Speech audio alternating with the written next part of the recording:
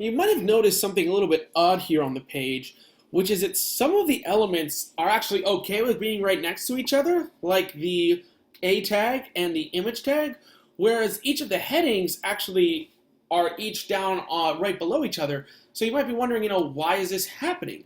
Well, it's simply because you have these two different types of elements. You have block elements and you have inline elements. So a block element, if I was to click on this and inspect it, it wants to take up the entire width. So you can actually see that blue, which again, if we scroll down to the right side here, that is the width of the image itself, or the width of the element itself, excuse me. It's actually taking up the entire width that it's allowed to.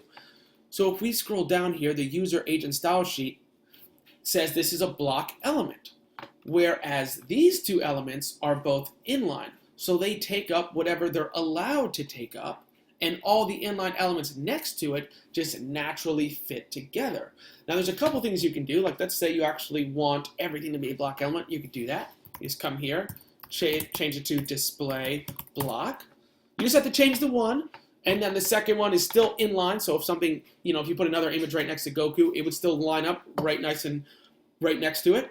But if you change something to block, it's going to take up the entire width that it's allowed to. So keep that in mind. If we wanted to go back, and let's say we want to change these to inline, we could just do display inline for that one. And for the H2 right below it, display inline, and it lines up right next to each other. This is the same thing we're going to do with getting a nav bar set up. People frequently do it this way, where you just do inline instead of having block elements, so they all fit right nice and neat right next to each other.